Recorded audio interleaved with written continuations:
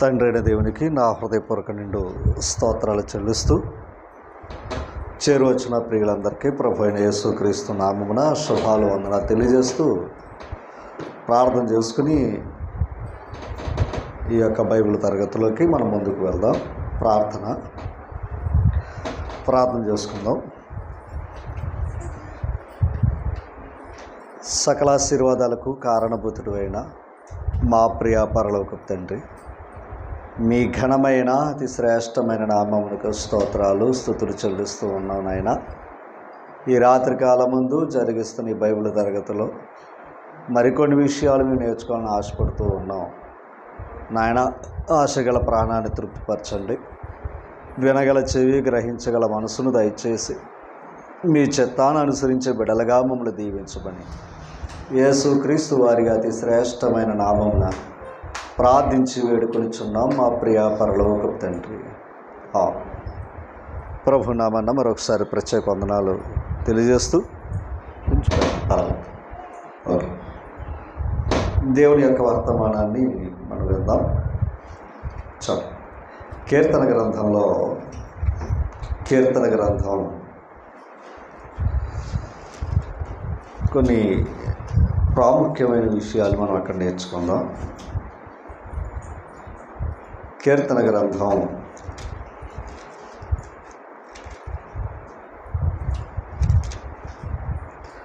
134వ కీర్తన మొదటి నుంచి మనం చదువుదాం. దైవ గ్రంథంలో అత్యంత చిన్న అధ్యాయం అది. 134వ కీర్తన చిన్న కీర్తన చదువుదాం.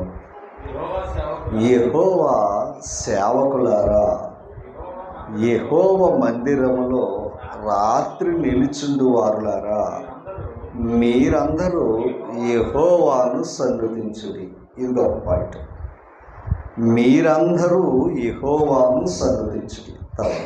పరిశుద్ధ స్థలము వైపు మీ చేతులెత్తి యెహోవా సన్నుతించుడి. భూమి ఆకాశమును సృజించిన యెహోవా సియోనులో నుండి నిన్ను ఆశీర్వదించునుగాక అనే మాట చెప్పటం జరిగింది.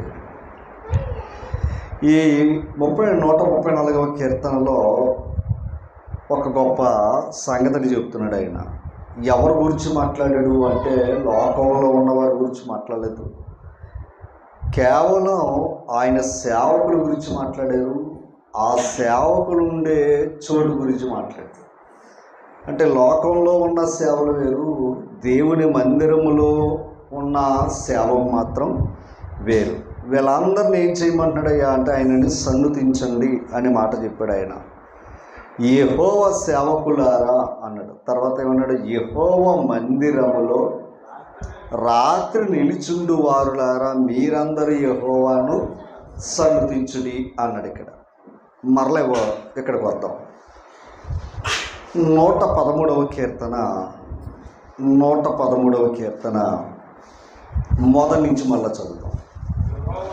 యెహోవాను స్తుతించుడి, యెహోవా సేవకులారా ఆయనను స్తుతించుడి.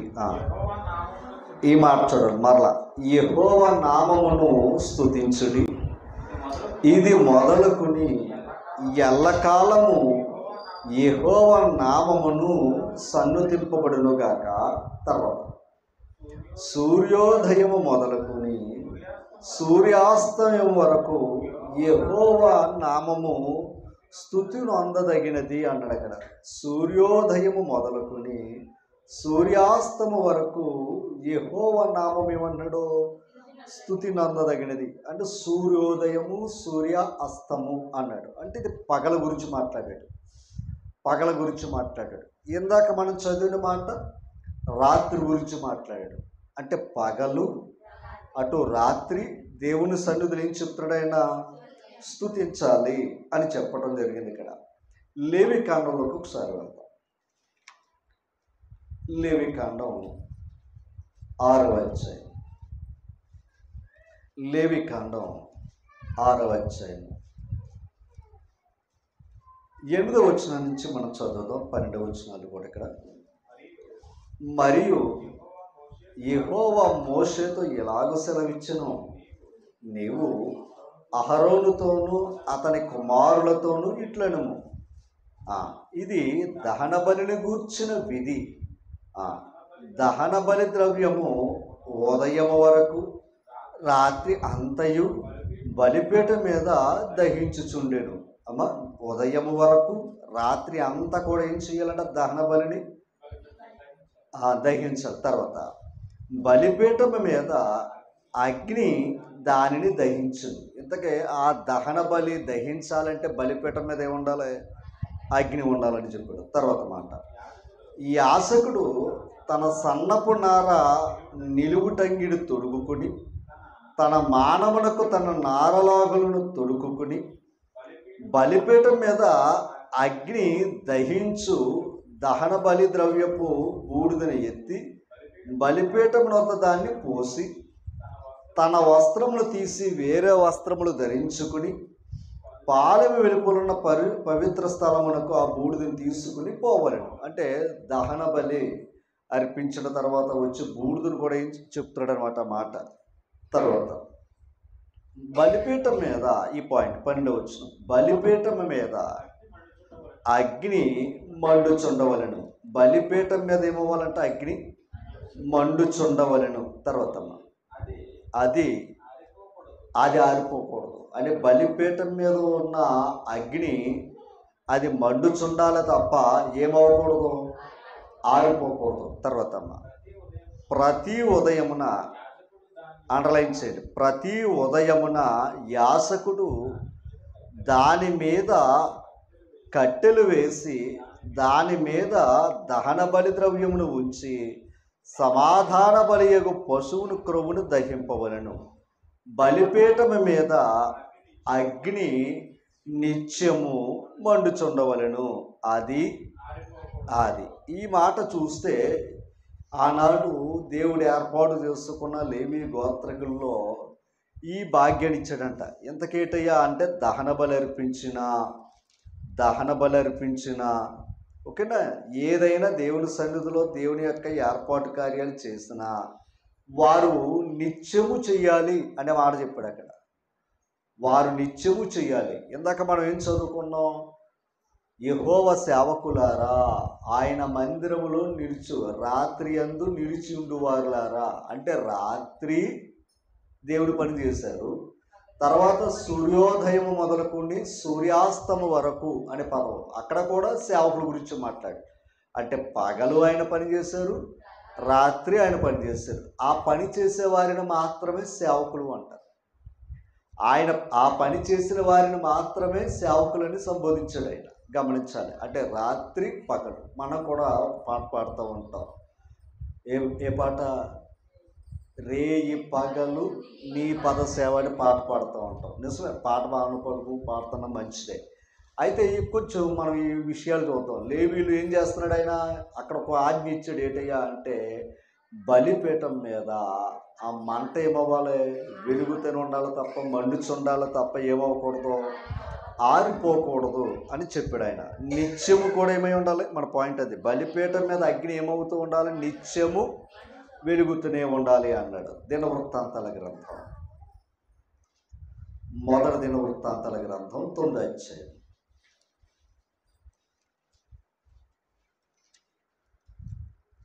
చూసారా? ఈ పాయింట్ చూద్దాం. ఇక్కడ 33వ వచనం. ఇది యాజకుల గురించి మాట్లాడతాడు. 9:33. లేవీయులు పితరులతో పెద్దలైన గాయకులు రాత్రింబగలు పని విచారణ కలిగి ఉన్న హేతువు చేత. చాలండి, అర్థమైంది మీకు? ఏదన్నా వాళ్ళకి ఏ పని, ఆ పని మీద ఏమి ఇచ్చాడో తెలుసు, సమయం లేదంట. ఏమన్నాడు? రాత్రింబగలు పని విచారణ కలిగి ఉన్నారంట. ఎవరో? లేవీయులు. అంటే రాత్రింబగలు కూడా ఏం చేశారు? వాళ్ళు పని చేశారన్నమాట మనకు కనపడుతూ ఉంటుంది. అలాగే 23వ అధ్యాయము 30వ వచనం చదువు. అదే దినవృత్తాంతాల గ్రంథం 23వ అధ్యాయము 30వ వచనాన్ని చదువుదాం. అనుదినము ఉదయ సాయంకాలం యందు యెహోవాను గూర్చిన స్తుతి పాటలు పాడుటకు. ఒకసారి ఆగుదాం. అర్థమైందండి? అక్కడ ఏమన్నాడో అనుదినము తర్వాత చదవండి. ఉదయ సాయంకాలము యందు యెహోవాను గూర్చిన స్తుతి పాటలు పాడుటకును, విశ్రాంతి దినములలోను అమావాస్యలలోను పండుగలలోను యెహోవాకు దహన బలులను అర్పింపవలసిన సమయములన్నిటిలోనూ లెక్కకు సరి అయిన వారు వంతు ప్రకారము నిత్యము యెహోవా సన్నిధి సేవ జరిగించుటకు నియమింపబడ్డారట. అక్కడ మన ప్రారంభంలో వచ్చిన కనబడ్డది. ఇందాకేమన్నాడు? బలిపీఠాన్ని ఏమన్నాడు ఆయన? అగ్ని నిత్యం మండుచుండాలని చెప్పాడు. అంటే నిత్యం మండుచుండాలంటే నిత్యం దానికి ఏమి వేయాలి? కట్టెలు వేయాలి. అంతేనా? కట్టెలు వేస్తూ ఉండాలి, అది ఆరిపోకూడదు అన్నాడు ఆయన. రైట్. తర్వాత ఇక్కడేమన్నాడు? అనుదినము ఉదయ సాయంకాలం యందు యెహోవాను గూర్చిన స్తుతి పాటలు పాడుటకును అన్నాడు ఆయన. ఇందాక మీరే పాటలోనే చెప్పారు ఆయన. మీరే పాట పాడిన దాంట్లో ఏమన్నారు? మీరు పాట పాడిన దాంట్లో ఏమన్నారు? రేయి పగలు అని పాట అన్నారు. ఆ పాట అనేది పగలు పాడారంట, రాత్రి పాడారంట. ఆ పాటలు రాత్రి పాడారంట, పగలు పాడారంట. దహన బలులు కూడా ఏం చేశారు? నిత్యం ఏం చేస్తూ ఉండేవారు? అది అలాగే ధూపాన్ని కూడా అలాగే వేస్తూ ఉండేవారంట. ఇవన్నీ దైవం చెప్తున్నాడు, ఆనాడు ఉన్న సేవకులకు చెప్పిన మాటలు ఇవి. రైట్. ఇలా చెప్పి వారు ఏది కూడా అజాగ్రత్తగా మాత్రం చేస్తే నష్టపోయిన సందర్భాలు కూడా ఉన్నాయి. అజాగ్రత్తగా చేసిన పరిస్థితుల్లో నష్టపోయిన సందర్భాలు కూడా ఎన్నో మనం చూస్తూ ఉన్నాం. అయితే మనం ఈరోజు క్రొత్త నిబంధన విధానంలో మనం ఆలోచన చేసినప్పుడు కేవలం దైవం దగ్గరకు వచ్చేటప్పుడు మనం ఇశ్రాయేలు వారికి ఉన్నంత భక్తి విషయంలో మాత్రం మనం వెనకబడి ఉన్నామని చెప్పచ్చు. ఎందుకంటే అది వారికి సంబంధించింది. మనం గట్టిగా ఆదివారం వెళితే ఒక 2 గంటలు ఉంటే చాలు, వారానికి 2 గంటలు కనబడితే చాలు అన్న భావం మనలోకి వచ్చేసింది. ఇక ఏదైనా కార్యక్రమానికి వెళ్ళానుకోండి, ఈరోజు ఏదైనా ఒక దైవ కార్యంలో అనుకోండి, రేపు కార్యక్రమం ఉందనుకో, ఇవాళ వెళ్ళాం కనుక రేపు వెళ్ళకపోయినా పర్లేదు అన్న ఆలోచనలకు వచ్చేస్తాం మనం. రైట్. క్రొత్త నిబంధన కాలంలో కూడా కొన్ని విషయాలు మీకు చెప్తాను. అక్కడ కూడా ఎలాగా దేవుని యొక్క ఏర్పాటు మనకి ఉందో ఒకసారి మీకు చూపిస్తూ ఉంటా. దేవుని గ్రంథంలో అపోస్తుల కార్యాల దగ్గరికి వెళ్దాం. అపోస్తుల కార్యాల దగ్గరికి వెళ్దాం. 20వ అధ్యాయం దగ్గరికి వెళ్దాం. 7వ వచనం దగ్గరికి వెళ్దాం. ఆదివారమున మేము రొట్టె విరుచుటకు కూడినప్పుడు పౌలు మరునాడు వెళ్ళనయండి. అంటే సోమవారం ఏమో ప్రయాణం ఏదో ఉందంట, ఆదివారం నాడు ఏం చేశాడైనా? రొట్టె విరిచాడు, అంటే ఆరాధన జరిపించుకున్నాడు అనమాట. జరిపారు అక్కడ. దాని గురించి మాట్లాడుతున్నాడు. వెళ్ళనయుండి వారితో ప్రసంగించుచు, అంటే రేపు సోమవారం ఆయన ఉండడు కనుక ఏం చేశాడు ఆయన? అసలు ఆరాధన ఎంతసేపు చేయొచ్చు? గంట, అంతే కదండి. ఆరాధన అంటే మన దృష్టిలో ఎక్కడికి వచ్చేసాం? గంట లేదా 2 గంటలు, అంతకన్నా ఎక్కువైతే మనకి లేదు. ఇప్పుడు రేపటి ప్రయాణం కొరకు ఆయన ఏం చేశాడు? అర్ధరాత్రి వరకు మాట్లాడవలసిన పని ఏంటి? అసలు రొట్టె విరిచినప్పుడు కృతజ్ఞతాస్తుతులు చెల్లించేసి చెప్పవలసిన ప్రసంగం ఏదో చెప్పేసి కూర్చొచ్చు ఆయన. మరలా ఎప్పటి వరకు చెప్పాడట ఆయన?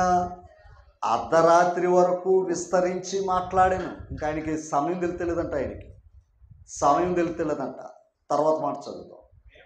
మేము కూడి ఉన్న మేడగదిలో అనేక దీపములు ఉండేను. అంటే ఆ మేడగదిలో ఏమున్నాయంట?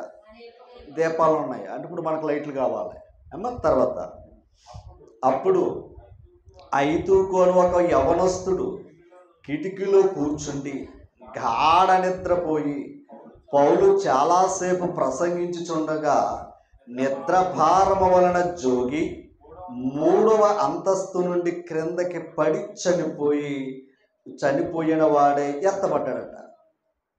చల్లగతిరి ఉండాలి. దైవ సన్నిధిలో విస్తారంగా మాట్లాడుతున్నాడంట పౌలు గారు. ఆ వాక్యం వెంట ఒక ఆయన ఏం చేశాడు అంటే నిద్రభారం వచ్చేసి కుడికేసేసాడంట. నిద్ర భారం వచ్చి కునికేసాడు కనుక పై అంతస్తు నుంచి 3వ అంతస్తు నుంచి ఎక్కడికి వచ్చాడంట, కిందకు వచ్చాడంటే చనిపోయాడంట. ఆయన జాగ్రత్తగా చనిపోయాడంట.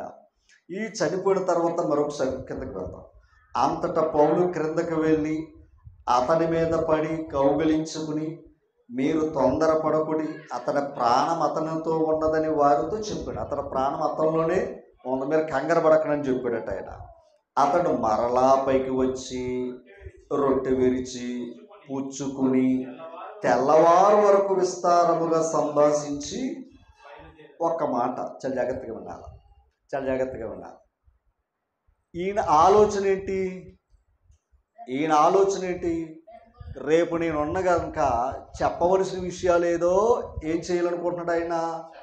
20 వచనం, మరియు ప్రయోజనకరమైనది ఏదియు దాచుకొనక. అర్థం చేసుకోవాలి, ప్రయోజనకరమైనది ఏదియు దాచుకొనక బహిరంగముగాను ఇంటెంటను మీకు తెలియచేయచ్చు, బోధించుచు. ఓకేనా? దేవుని ఎదుట మారు మనసు పొంది మన ప్రభువైన యేసుక్రీస్తుని విశ్వాసం ఉంచవలని చెప్తున్నాడట ఈయన. అంటే ఇప్పుడు ప్రయోజనకరమైనది ఏం చేయలేదు, దాచుకోలేదు. మళ్ళీ రేపు వచ్చి చెప్తానన్న గ్యారెంటీ నాకు లేదు. ఎవరికే? పౌలు గారికి. మళ్ళీ వస్తాను కదా, మళ్ళీ వస్తే అప్పుడు చెప్దామని అనుకోవడానికి ఈయనేమన్నాడంటే రేపటి గురించి నాకు లేదు, కానీ ఆ ప్రయోజనకరమైనది నాకు తెలిసింది కనుక దాన్ని నేను దాచుకోలేక ఏం చేశాడు ఆయన? బోధించి బహిరంగ చెప్పాడు, ఇంటింట కూడా చెప్పాడు. చాలా జాగ్రత్తగా ఉండాలి పాయింట్. ఇప్పుడు ఆయన రేపు వెళ్ళవలసినోడు ఏం చెయ్యాలి? చెప్పవలసిన ప్రసంగం ఏదో షార్ట్కట్లో చెప్పుకుని రెస్ట్ తీసుకుని పొద్దున్న వెళ్ళిపోవాలి. ఇప్పుడున్న సేవకులు అదే తత్వం. కానీ ఆ ప్రసంగం రేపటి గురించి మనం ఉన్నాం కదా అనుకుని ఆయన ఏం చేశాడు? మధ్యరాత్రి వరకు ఏం చేశాడు? ఆయన మాట్లాడాడు. చాలా జాగ్రత్తగా ఉండాలి. ఇప్పుడు వినేవాడులో అంతమందిలో ఒకడికి ఏమొచ్చింది? నిద్రమత్తు వచ్చింది, పైనుంచి కింద గడిపోడు. అంటే ఆ నిద్రమత్తు అతనికి నష్టం తెచ్చింది తప్ప ఇతనికి నష్టం తేలా. కానీ అతను పైనుంచి పడిపోయాడు. దేవుని కృపలో ఏమయ్యాడు అంటే మరలా దైవ పని ఎక్కడైనా అవమానం వస్తుందనో దేవుడు ఏం చేశాడంటే అతను స్వస్థపరిచాడు. అంతే కదండి, దేవుని పని మళ్ళా అవమానం వస్తుందేమని అతను ఏం చేశాడు? స్వస్థపరిచాడు. గుర్తుపెట్టుకోండి, దైవ కార్యం దగ్గర ఎప్పుడు దేవుడు తన వచ్చిన వారికి మేలు చేసేవాడు తప్ప నష్టపరిచేవాడు కాదు. ఇంకో పాయింట్ చెప్తాడు. ఇప్పుడు అతను బాగు చేసిన తర్వాత పౌలు గారు ఏం చేయాలి? పౌలు గారు అతను బాగు చేసిన తర్వాత అయ్యో ఎంతసేపు చెప్పాను, తట్టుకోలేక పడిపోతున్నాడు, ఎవరైనా ఇంకా మిగతా వాళ్ళు కూడా నిరాశ వచ్చేస్తుందేమో ఆగిపోవాలి. తెల్లారి వరకు మాట్లాడాడట. అంతేనా మాట ఉంటా? అదే కదండి, తెల్లారి వరకు మనం ఎందుకు మాట్లాడాలి? మధ్యలో బ్రేక్ ఇచ్చాడు కదా. ఇంకో మాట చెప్పమంటారా? ఆయనే చక్కగా వాక్యం వింటే ఆ కొద్దిసేపు బ్రేక్ కూడా లేకపోతుంది అనమాట. అర్థం చేసుకోవాలి, ఆ కొద్దిసేపు బ్రేక్ కూడా లేకపోతుంది. ఈయన నిద్రమొత్తం ఏం చేసిందంటే వాక్యానికి ఆటంకం జరిగింది. అవునా అంటారు కదంటారా? ఈ నిద్రమొత్తం ఏం చేసిందయ్యా అంటే ఆయన దేవుని వాక్యానికి ఏం కలిగింది? అందుకో దెబ్బ తిన్నాడు ఆయన. అర్థమైందో లేదో? ఆయన దెబ్బ తిన్నాడు, మిగతాళ్ళకి ఏమి లేదు. అలాగే దేవుడు వాక్యం పట్ల మరలా చెప్తున్నానండి, ఉదయం వెళ్ళి సాయంకాలం పని చేసుకోవడానికి శరీరాన్ని శక్తి తెచ్చుకుంటున్నప్పుడు మనసుగా ఎందుకు శక్తి తెచ్చుకోలేరు? మనసుగా ఎందుకు శక్తి తెచ్చుకుంటా పోతలేదు? గమనించాలి. ఆ శక్తి తెచ్చుకోవాలి, ఉండదు, తెచ్చుకోవాలి. ఎలా నీరసంగా ఉంది, రేపు పొద్దున పని ఉంది, మరి ఆ పని కోసం ఎందుకు తెచ్చుకుంటున్నాం? గమనించాలి. ఆ పని అక్కడ ఉన్న ఆ శక్తి దైవం దగ్గర కూడా ఉండాలి. అంటే ఆ శక్తిని పెంచుకోవాలి, మనలో మనమే ఆ శక్తిని పెంచుకోవాలి మనం. ఇప్పుడు ఏమయ్యాడు?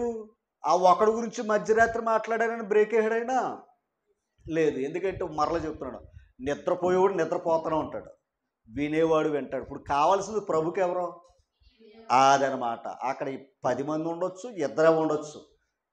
అర్థం చేసుకోవాలి. ఆ వినటం వల్ల ఏం కలుగుతుంది? వాళ్ళకి ఆ విశ్వాసులు కావాలి. నిద్రపోయేవాడు అక్కర్లా, నిద్రపోయేవాడికి దెబ్బ తింటూనే ఉంటాడు. నిద్రపోయేవారు ఎప్పుడైనా సరే దెబ్బ తింటూనే ఉంటారు. కానీ వాక్యం ఇప్పుడు మధ్యరాత్రి వరకు మాట్లాడాడు ఆయన, ఆగిపోయాడా? మరలా తెల్లవారుజామును కూడా ఏం చేశాడు ఆయన?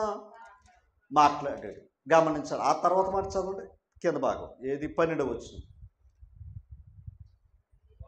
వారు చూడండి, వారు బ్రతికిన ఆ చిన్నవాణ్ణి తీసుకుని వచ్చినప్పుడు వారికి విశేషమైన ఆదరణ కలిగింది.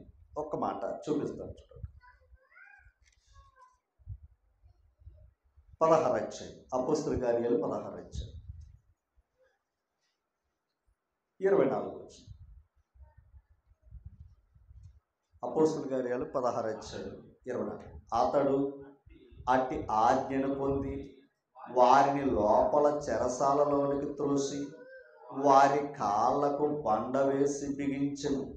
ఎవరో? చెరసాల నాయకుడు. తర్వాత, అయితే మధ్యరాత్రి వేళ పౌలును శీలయు దేవునికి ప్రార్థించుచు కీర్తనలు పాడుచుండిరి, ఖైదీలు వినుచుండిరి. ఏమర్థమైంది అక్కడ? దెబ్బలతో ఉన్నారు. దెబ్బలతో ఉన్నప్పుడు ఏం చేయాలి? మధ్యరాత్రి ఏం చేయాలి? మధ్యరాత్రి ఎవరికైనా నిద్రడుతుంది, అంతే కదమ్మా. మధ్యరాత్రి ఏమో ఖచ్చితంగా పడుకుంటాడు. కానీ ఆ మధ్యరాత్రి దెబ్బలతో ఉన్నా కూడా ఏం చేశారంట? వాళ్ళు ప్రార్థించుచు కీర్తనలు పాడారు. ప్రార్థన చేశారంట, కీర్తనలు పాడారంట. ఎప్పుడు?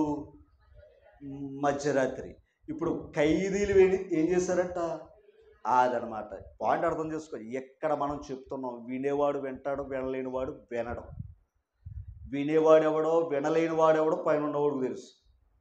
కానీ మన ధర్మం ఏంటయ్యా అంటే, అదే మనం పాడవలసిన పాటలు పాడాలి, మనం చెప్పవలసిన పాఠం చెప్పాలి, మనం చేయవలసిన ప్రార్థన మనం చెయ్యాలి. అది మన పని. ఓకేనా? ఇప్పుడు వినిచున్నారు కనుక చెరసాల నాయకుడు ఏమయ్యాడు? చెరసాల నాయకుడు ఏమయ్యాడు? కుటుంబం రక్షించబడ్డదంట. ఓకేనా? యెషయా గ్రంథం 60. యెషయా గ్రంథం 60.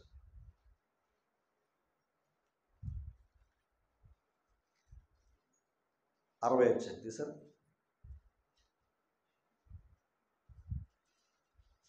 11 వచ్చు. 11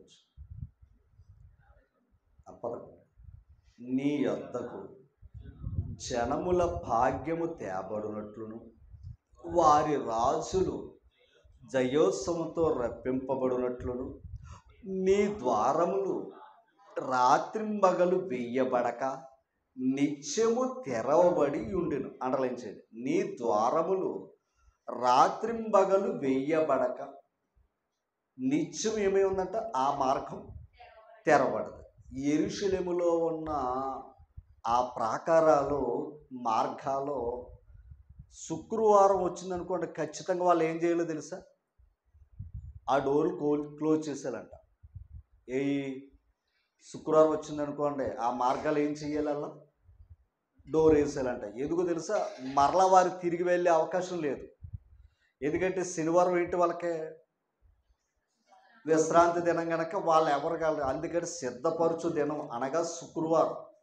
అంటే శనివారం వరకు ముందుగా ఏం చేసుకునేవారు తెలుసండి? సిద్ధపాటు చేసుకునేవారంట. కావలసినవి తెచ్చేసుకునేవారంట. ఇవి శుక్రవారం నాడు ఏం చేసేవారు తెలుసండి? ఒక మాట మీకు చూపిస్తాను. నెహెమ్యా గ్రంథం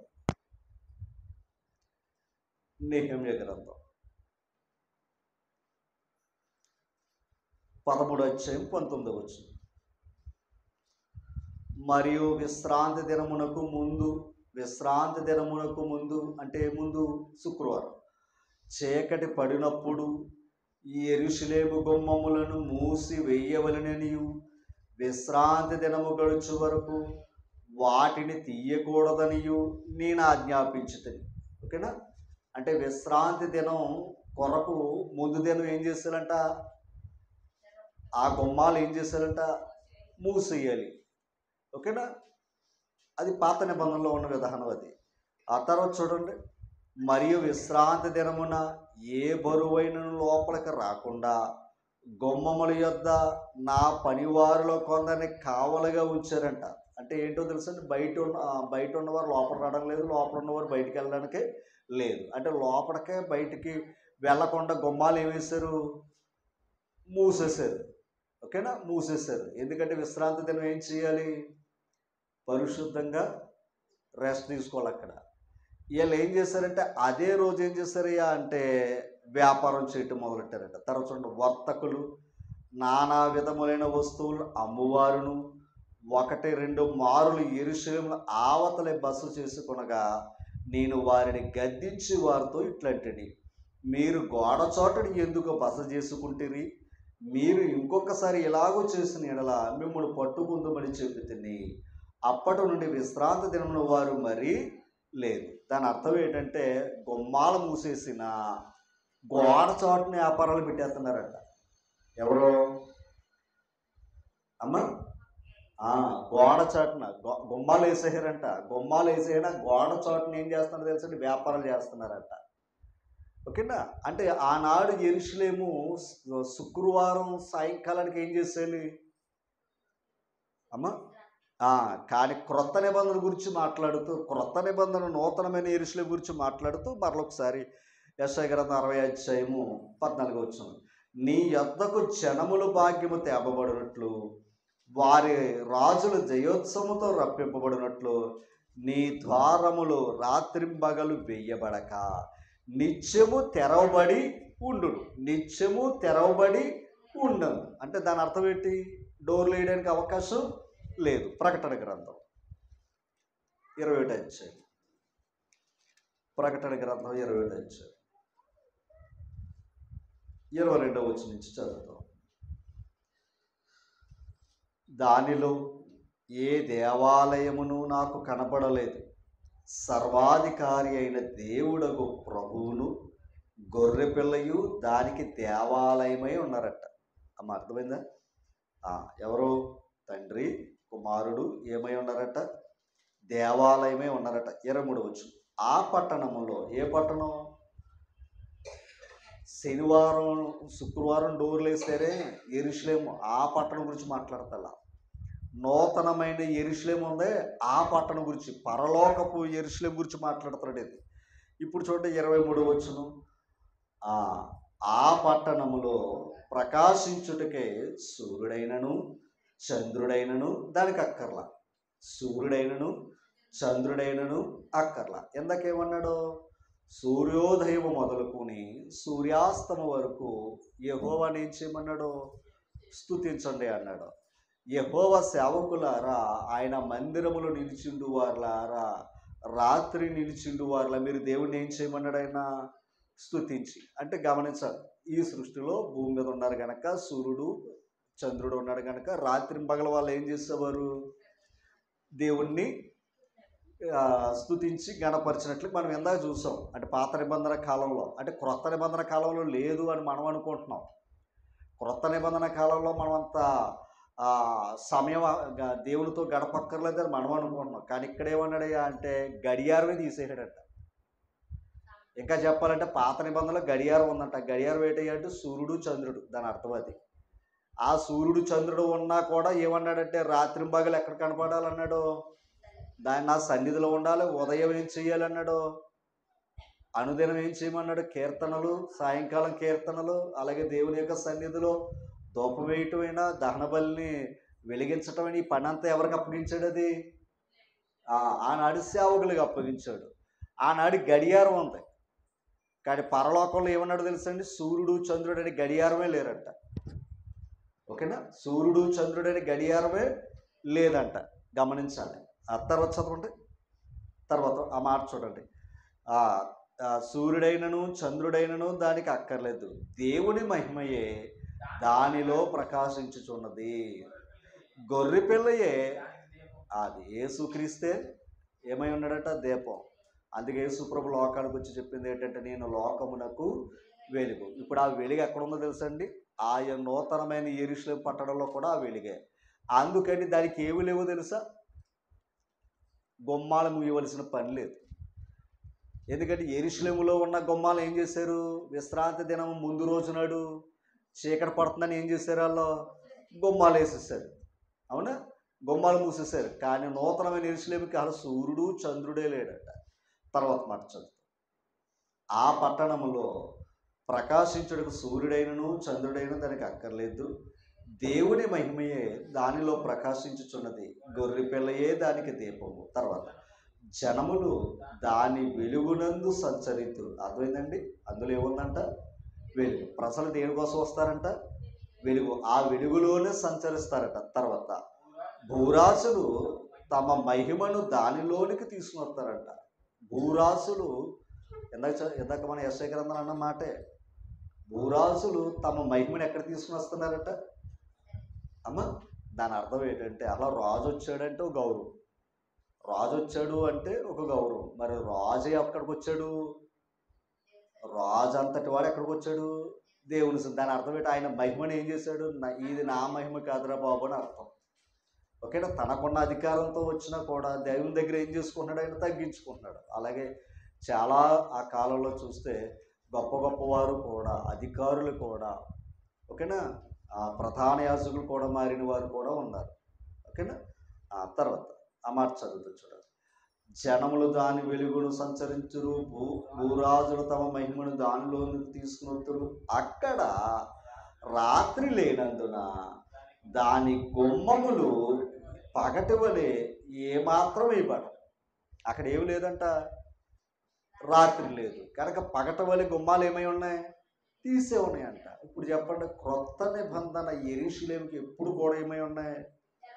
తెరవబడి ఉన్నాయి. ఆలోచన చేయాలి, తెరవబడి ఉన్నాయి. ఒక మాట మీకు చూపిస్తాను, త్వరగా చూడండి. కొరింథీ పత్రిక, కొలస్సీ పత్రిక 4వ అధ్యాయం 2వ వచనం. 4వ అధ్యాయం 2వ వచనం. ప్రార్థన యందు నిలకడగా ఉండి కృతజ్ఞత గల వారే దాని యందు మెలకువగా ఉండుడి.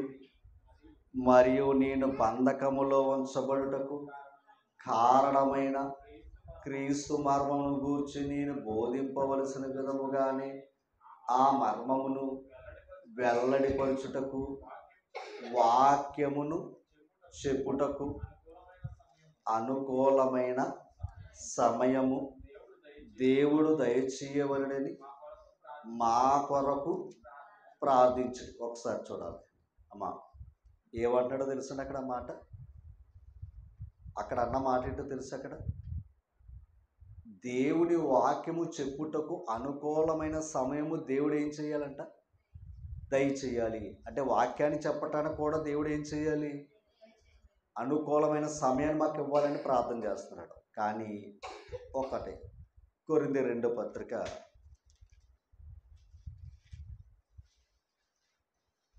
2వ అధ్యాయం 12వ వచనం. 2వ అధ్యాయం 12వ వచనం. క్రీస్తు సువార్త ప్రకటించుటకు నేను త్రోయాకు వచ్చినప్పుడు ప్రభునందు నాకు మంచి సమయం ప్రాప్తించి ఉండగా. అంటే ఆయన ఒక ప్రాంతానికి వెళ్ళాడు. ఆ ప్రాంతం వెళ్ళినప్పుడు దేవుడు ఏమి ఇచ్చాడంట? మంచి సమయం. దాని అర్థం ఏంటి? ఇందాకేమన్నాడు? వాక్యాన్ని చెప్పడానికి నాకు సమయం ఇవ్వాలని ప్రార్థన చేస్తున్నాడు. ఇప్పుడు దేవుడు ఏమి ఇచ్చాడు? అతనికి ఒక మంచి సమయం ఇచ్చాడట. అంటే మంచి సమయం ఏంటంటే, మంచి ఏదైనా ఉందంటే వాక్యమే మంచి, గుర్తుపెట్టగా అని చెప్పి చాలండి. ఇక్కడ ఒక విషయం, వాక్యమును ప్రకటించుము అన్నాడు. ఎప్పుడు అన్నాడు? అదనమాట, సమయమందు అది. అంటే సమయం లేదు, అంటే ఈ సమయాన్ని బోధిందామనే అవకాశం లేదు, సమయం లేదు కదా అని ఆగిపోదామన్న అవకాశం లేదంట. ఓకేనా? సమయమందును ఆ సమయమందును వాక్యాన్ని ఏం చేయాలంట? రైట్. ఇక్కడ ఒక విషయం ఏంటయ్యా అంటే, మనం సన్నద్ధులై ఉండాలంట. ఫస్ట్ మనం ఏమై ఉండాలంటే, మొదట సన్నద్ధులు అంటే చెప్పటానికి సిద్ధంగా ఉండాలి. ఆయన సేవ చేయటానికి మనం సిద్ధంగా ఉండాలి ముందు. ఆ తర్వాత ఆయన ఆ అవకాశాలు ఇస్తాడు. ఓకేనా? ఆ సమయాలు అవకాశాలు ఇస్తాడు. ఇప్పుడు ఆయన మరునాడు మరో ప్రాంతానికి వెళుతుండగా కూడా ఏం చేశాడు? ఆయన వాక్యాన్ని చెప్పాడు. ఎప్పటి వరకు చెప్పాడు? అది నేను అంటాను. ఒక విషయం అడుగుతున్నాను, అసలు వాక్యం దొరికితే ఎంతసేపు చెప్తే ఎంతసేపు వింటారు? అంతే, గంటన్నర. మరి తెల్లవారు వరకు ఎందుకు మాట్లాడాడు ఆయన? మరి రేపు కూడా ఉండొచ్చు కదా ఆయన. ఎందుకంటే రేపు ఇంకో చోటకి వెళ్తున్నాడు. అంటే ఈరోజు ఇక్కడ మాట్లాడుకుంటున్నాం, రాత్రి ప్రియులు ఇంటికాడ మాట్లాడుకున్నాం, బుధవారం మరో చోట మాట్లాడుకున్నాం, ఆదివారం మరో చోట మాట్లాడుకుంటున్నాం.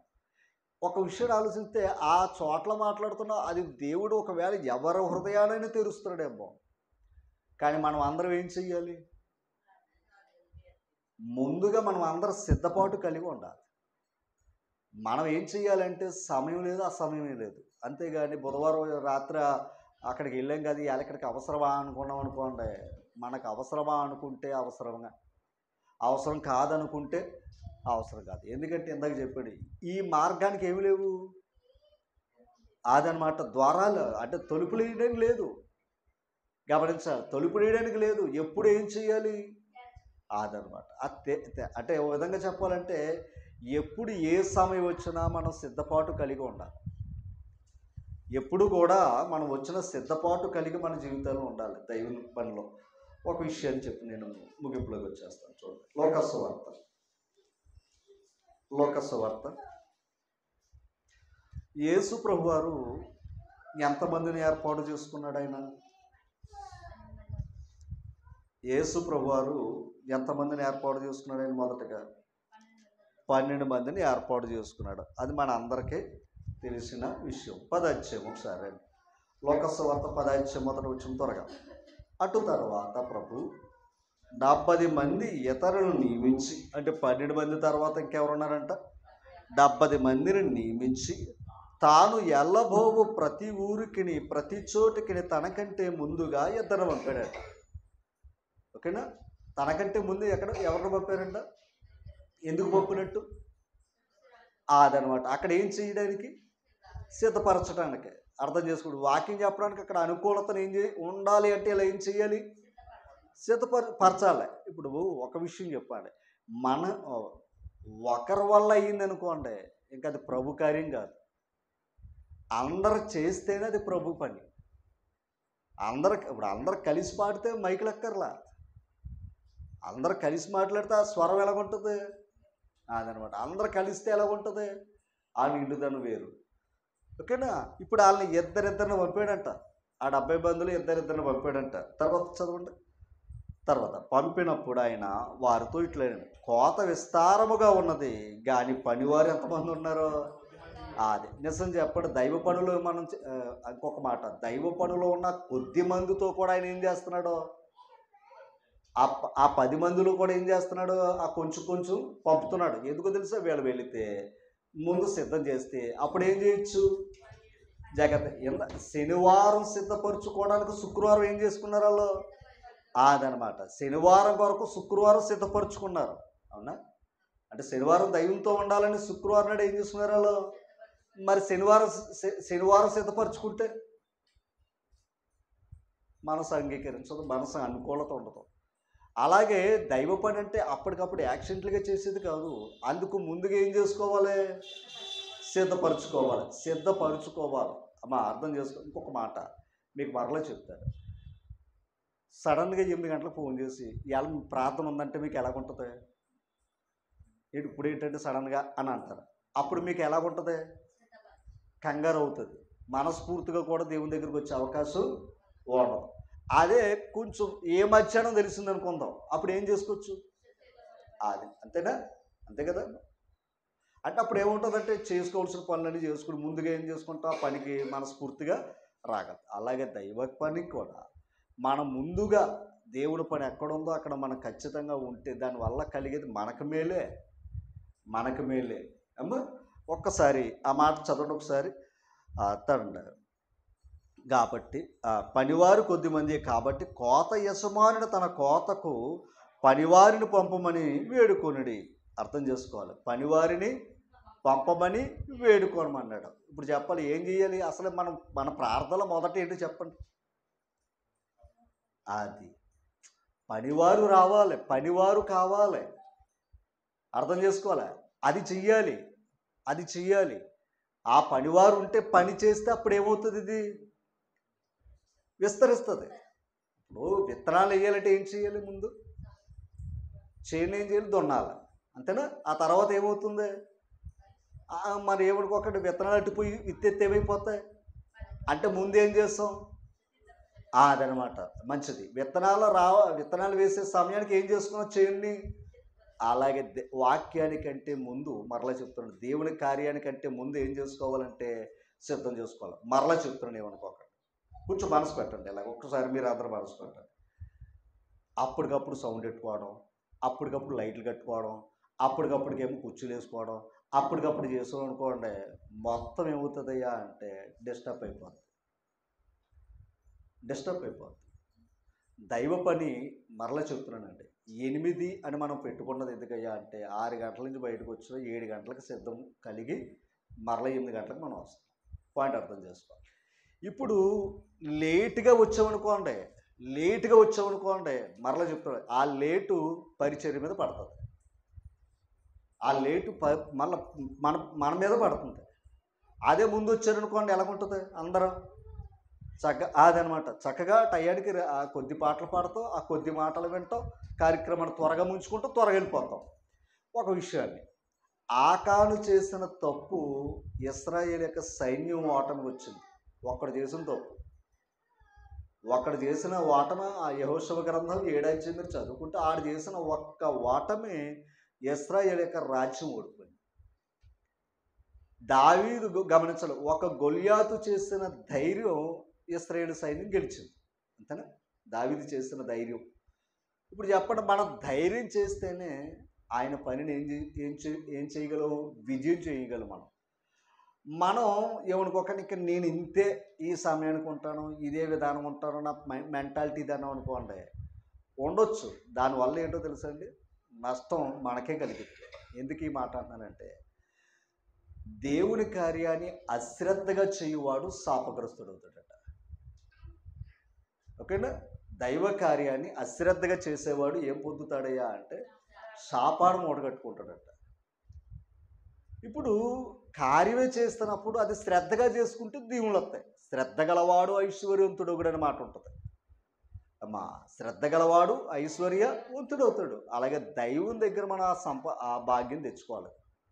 దేవుడిచ్చిన భాగ్యాన్ని ముందు మనం చంపుకోవాలి. ఒక మాట, ఆ ప్రార్థనలో నేను ఉండాలి, ఆ పాటల్లో నేను ఉండాలి, ఆ వాక్య భాగంలో మొదటి నుంచి నేను వినాలి. ఓకేనా? ఆ ముందు ఎప్పుడైతే ఉంటామో దేవుడు ఖచ్చితంగా చెప్తున్నాను, ఆయన ఎప్పుడైతే మనం ముందు పెట్టుకుంటామో మన స్థానాన్ని కూడా ముందెత్తాడు ఆయన. మనం దేవుని వెనకెట్టామంటే మన స్థానం మనమే వెనకెట్టుకుంటున్నాం. ఎన్నైనా ఉంటాయండి, మరలా చెప్తున్నాను, ఎన్నైనా ఉంటాయి. ప్రభు ఒకే ఒక పాయింట్ చెప్పాడు, మార్తా మరియా, అంతే.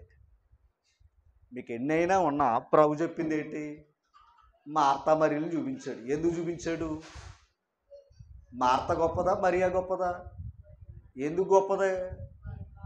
నువ్వు ఎన్నైనా పెట్టుకుంటావమ్మా, ఎన్నైనా పెట్టుకుంటావు, కానీ వాక్యానికి సమయం లేదు. గుర్తుపెట్టుకోండి. ఎందుకంటే ఉత్తమమైనదేమి ఈవిడ సంపాదించుకుంటుంది, ఉత్తమ కాని దానికోసం ప్రయాసపడితే లాభం ఏంటి? 2 విషయాలు చెప్పాను గత కాలం.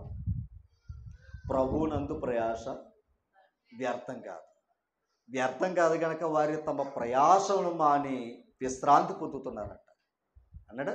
తమ ప్రయాసలు మానుకుని ఏం చేసుకున్నారంట అంటే శరీరంతో ఉండని చెప్పి దేవుని పనులు ఏం చేశారు, వాళ్ళు ప్రయాసపడ్డారు.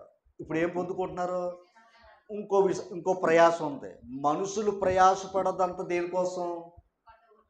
నోటు కోసం అంటాడు ప్రసంగి గ్రంథంలో కదా. మనుషులు పడ్డ ప్రయాసం అంతా దేనికోసం అయ్యా అంటే నోటు కోసం. కనుక ఈ కూటి కోసమే ఈ ప్రయాసపడ్డాం అనుకోండి, ఆత్మకు విశ్రాంతి దొరకదు. ప్రభువునందు ప్రయాసపడితే ఆత్మకు విశ్రాంతి దక్కింది. ప్రభువునందు ప్రయాస కలిగితే ఆత్మకేముంది? ఒకవేళ దీనికోసం ప్రయాసపడ్డాడు కూడా ఆత్మకు విశ్రాంతి ఉండదు, కేవలం శరీరానికి విశ్రాంతి ఉంటుంది అంతే. ఇక్కడ రెండు ప్రయాసే కానీ ఒకటే, మనం రోజు ప్రభు కోసం చేస్తాం. అవునంటారు కదంటారా? మనం రోజు మొత్తం మా పనులు పాటలు మానేసుకుని కుటుంబాలు మొత్తం ఎవరితో సంబంధాలు పెట్టుకోకుండా దేవునితోటే ఉండలేదు కదా. కానీ దేవుని పని, దేవుని కార్యం, దేవుని యొక్క పని ఎక్కడైతే జరుగుతుందో అక్కడికి మనం ఉన్నాము అంటే దేవునితో మనం ఉన్నప్పుడు దేవుడు మనతో ఉంటాడంతే. అందుకే మనం ఏం చేయాలంటే ఇప్పుడు మనకి ఏం లేదు. అందుకే ఇంకో మాట, ఎవరు ఏ సమయాన్ని మీటింగ్ ఎట్టమంటారో తెలియదు. అవునంటారు కదంటారా? ఆ సమయానికి ఏం చేసుకోవాలి మనం? అది చెప్పండి నాకు. అది రెడీ అయ్యి ఉండాలండి. అది ఆ మీటింగ్ అయ్యానికి మనం సిద్ధపాటు కలిగి ఉండాలి. రైట్? ఓకే, వారు అక్కడ దేవుని కనపరిచే అవకాశం, అక్కడ కూడా నా పాత్ర ఉండాలి, అక్కడ కూడా నేను కూడా పాలు పంపులు పొందుకోవాలన్న భాగ్యమే దేవుడు కోరుకుంటున్నాడండి. అమ్మా ఆ కొంచెం సమయం, ఆ కొంచెం కూడా ఇవ్వలేదు అనుకోండి, మనం తెచ్చుకోలేము మరలా. ఆ కొంచెం కూడా మరలా చెప్తాను, తెచ్చుకోలేము. ఒక విషయం చెప్తాను మీకు గుర్తుపెట్టుకోండి. అంటే ఎలాగన్నాను కాదు కానీ, ఎప్పుడైనా హాస్పిటల్కి వెళ్ళినప్పుడు మీరు త్వరగా రావాలంటే త్వరగా వెళ్ళాలి. తెలుసా మీకు? హాస్పిటల్ నుంచి మీరు త్వరగా వచ్చేయాలనుకోండి, మీరు ఎప్పుడు వెళ్ళాలి? మీ అన్ని పనులు చూసుకుని వెళ్ళారనుకోండి, రేత్రైనా మీకు రావడానికి ఉండదు. మీరు తెల్లారగా, వాస్తవం చెప్తున్నాను, ఓకేనా? ఇవాళ నేను రావులపాలెం వెళ్ళి రామరాజు గారికి కనపడ్డాను. నాకు నిన్న ఏం చేశానంటే, బుక్ చేసుకోవటం వల్ల నాకు 13 నెంబర్ వచ్చింది. తీరా నేను వెళ్ళాను, అక్కడ బీపీ గట్రా చెకప్ చేస్తారని చేయించుకున్నాం. అక్కడ ఒక ఆయన అన్నాడు, నీ నెంబర్ ఎంత అని అడుగుతుంది ఆవిడ. 80 నెంబర్ అండి అన్న. అయ్యి బాబు అనుకున్నాను నేను.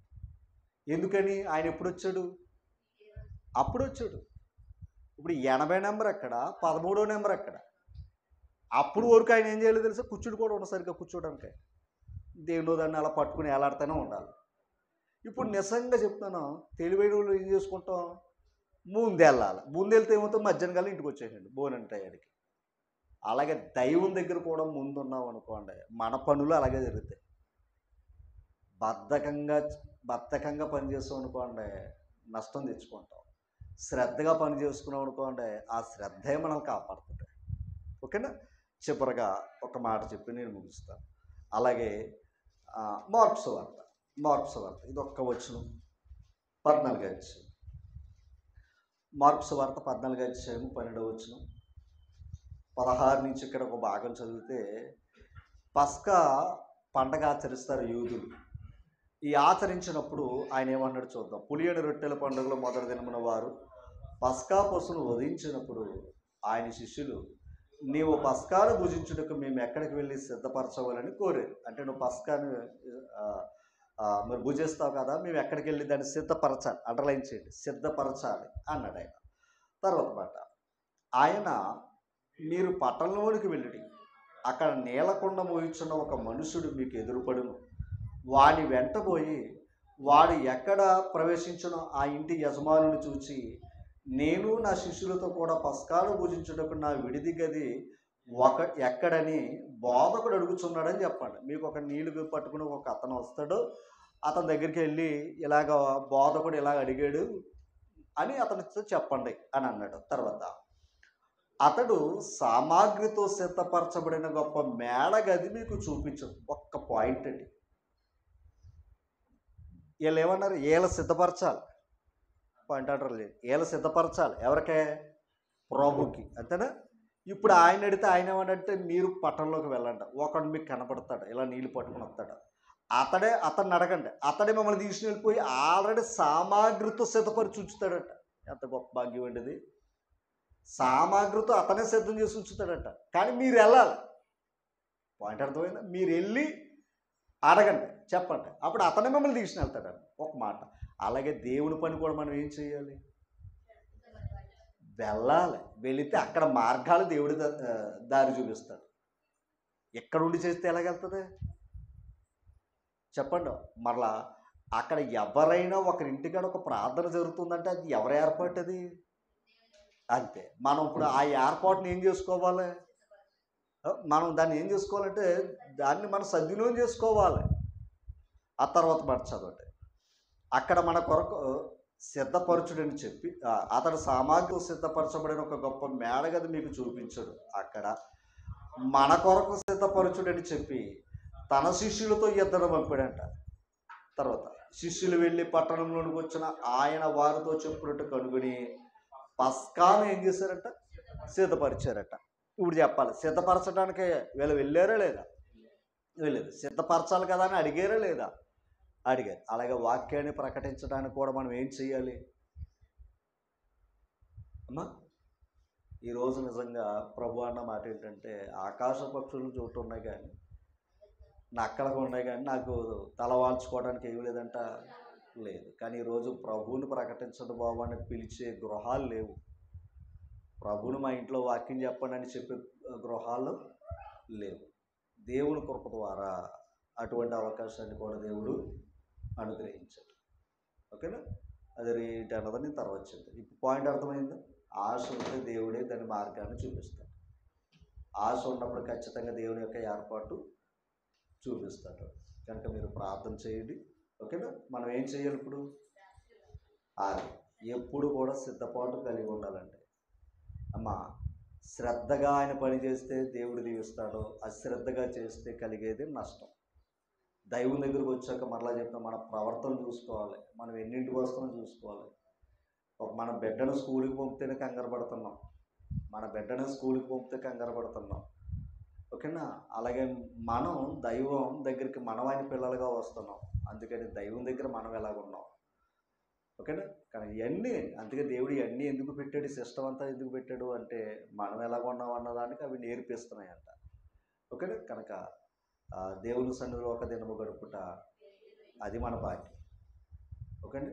ఒక దినము గడుపుట 1000 దినాలు భాగ్యం అంట మనకి. అందుకే దేవుని సన్నిధిలో ఎంత గడిపామో అంత భాగ్యం. దేవుడికి దూరం అవుతున్నామంటే మన జీవితం ఎంత బ్రతికినా శూన్యం, ఓకేనా? మరి ఈ మాటల ద్వారా నేను హెచ్చరిస్తూ మిమ్మల్ని అందరూ కూడా ప్రేమతో దేవుని పనికి, ఓకేనా? అర్ధరాత్రి మాట్లాడాడు, తెల్లవారు వరకు మాట్లాడాడు కనుక వారు బలపడ్డారు, ఓకేనా? మరలా చెప్తున్నాను, నిద్రపోతారా, వాక్యాన్ని దూరం చేసుకుంటారా? ఒక్కటే, దూరం చేసుకుని కోల్ది దేవుడు దూరం అవుతాడు, దగ్గర అయ్యి కోల్ది దగ్గర అవుతాం. ఇప్పుడు మన బిడ్డ వచ్చింది అనుకోని ఏం చేస్తాం? ఎంతసేపు అయినా మాట్లాడతాం. మన బిడ్డ మరో బిడ్డతో మాట్లాడలేం కదా. అలాగే దేవుడు తన వాక్యం ద్వారా మనతో మాట్లాడుతున్నాడు ఏంటయ్యా అంటే మనం అంటే ఆయనకి అంత మక్కువ. మరి ఆయన మాటలు కూడా వినలేకపోతే ఇంకెట్లా? కష్టకాలంలో దేవుడు అంటే వినేస్తాడు ఏంటండి? ఆయన ఇష్టకాలంలో మన మాట వినాలి, మన కష్టకాలంలో ఆయన మనల్ని కాపాడుతాడు, ఓకేనా? మరొకసారి మీ అందరు కూడా ప్రభు నామమున ప్రత్యేక వందనాలు. Thank you.